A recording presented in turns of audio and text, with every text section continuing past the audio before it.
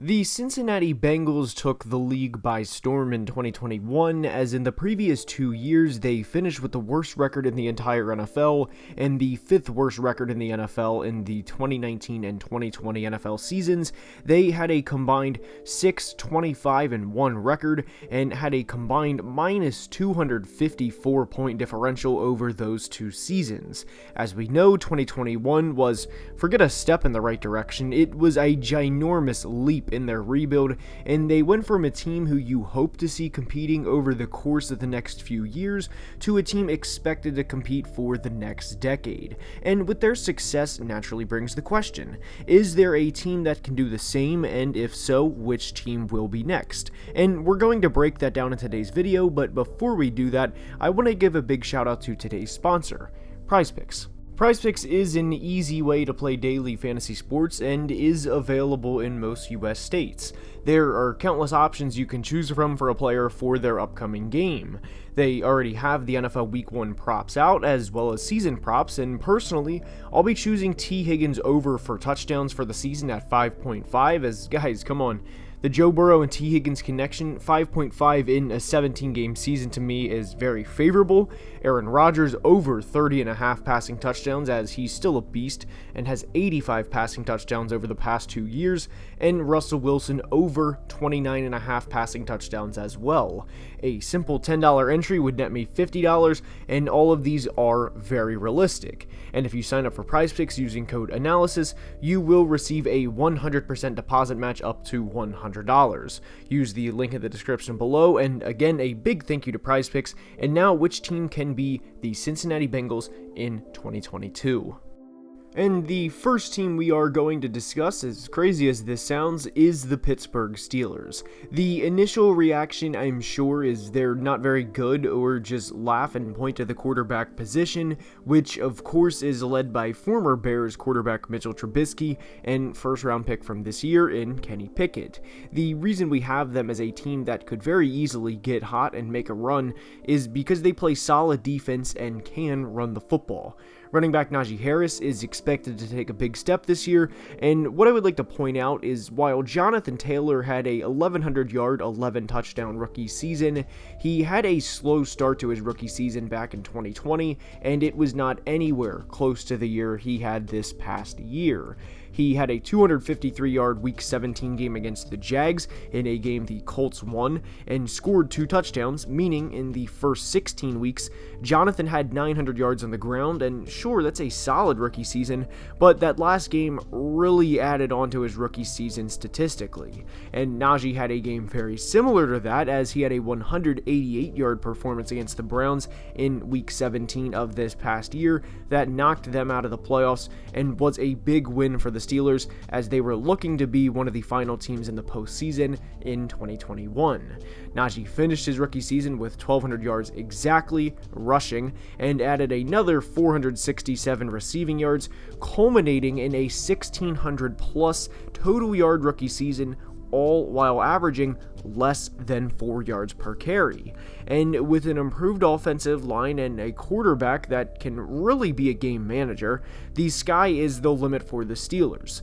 What it boils down to for them is they have to play as mistake-free football as possible, as we know Mitch or Kenny will not go into Arrowhead Stadium and go to toe-to-toe with Patrick Mahomes and come out victorious. At least we do not project that to happen at this point in time. But the defense is of course led by 2021 Defensive Player of the Year award winner in TJ Watt, the man who recently received a hefty contract extension in Minkah Fitzpatrick. Congratulations to Minkah and his family, by the way.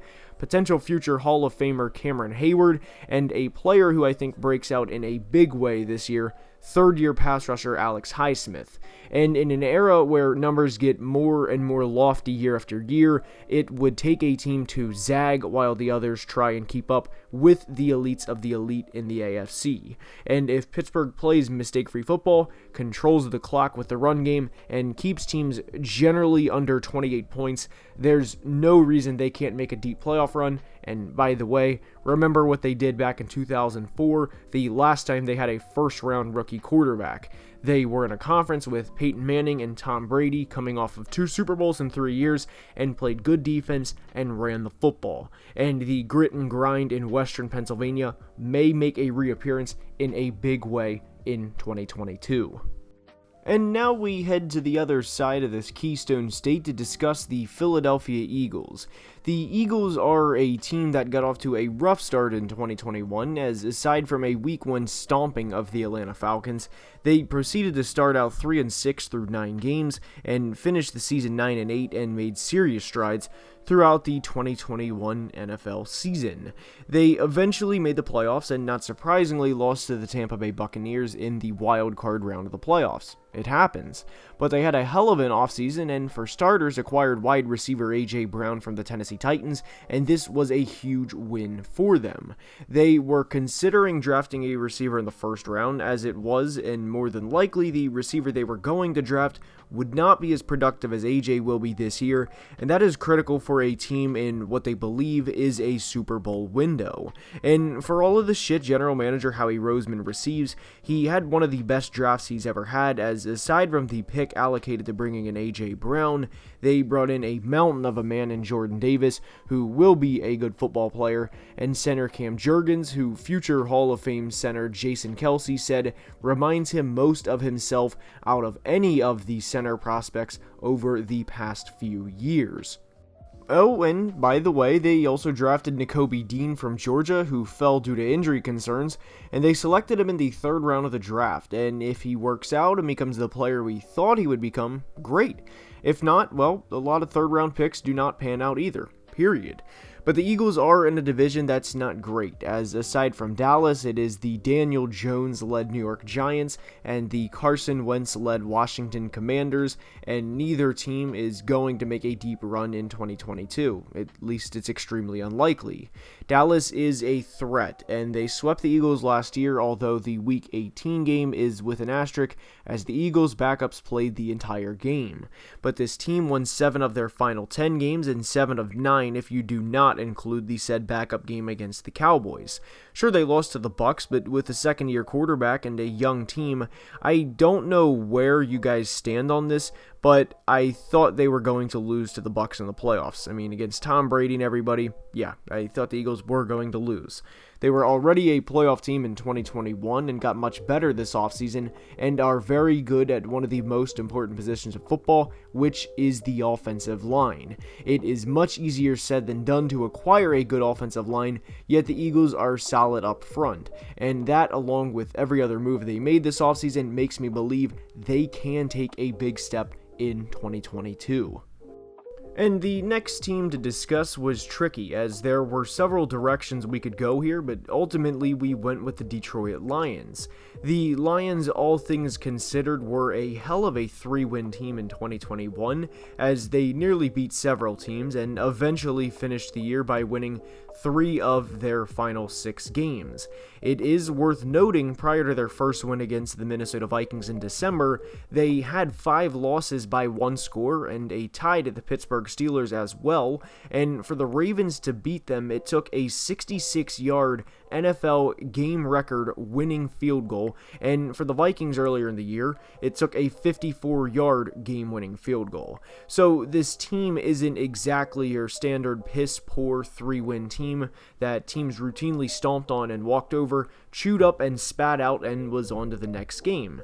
Sure, the Lions did get beat a couple of times pretty good, but they were competitive against some good teams in the 2021 season. A big thing that's positive for them is they have a head coach everyone has bought into. And usually with bad teams, and hell, we can use one of Detroit's bad teams that they've had over the many years as an example. A lot of bad teams simply do not care or respect the head coach, and that could not have been more true when Matt Patricia was the head coach in the Motor City. It showed on the field, and even when they had Super Bowl winning quarterback Matt Stafford playing for them, they were still atrocious as a team because of the lack of respect and how little players wanted to play for Fat Matt. They did not buy in, and the opposite is now true for Dan Campbell. Players have bought in, as MCDC is a hardworking, respectable coach and did the absolute most with the lack of talent he had in 2021. But things are slightly different this year, as they acquired Aiden Hutchinson in the draft, along with Jamison Williams, both in the first round, and added Josh Pascal in the second round of the draft. They also signed DJ Chark to a one-year deal, and for a team that had just 3 wins last year, they have a lot more talent than what they had 1 year ago. And they beat the Minnesota Vikings last year, and eventually the Packers as well, although Aaron Rodgers did not play a lot of that game. But that does not matter to the Lions, because they have the confidence they can beat anybody. Similar to the 2021 Bengals, as they did not say, man, we're playing the big bad Chiefs and Patrick Mahomes and Tyreek Hill and Travis Kelce. No, they stepped up and beat them twice in a month. And now we will see how the Lions play in 2022. And with that being said, that's all I have for today's video. I hope you enjoyed, and if you did, now is the time I ask you to please leave a like and subscribe to the channel, because it would truly mean the world. Again, a big thank you to PrizePicks for sponsoring today's video, and until next time, as always, please be safe and have a great day. Love you guys.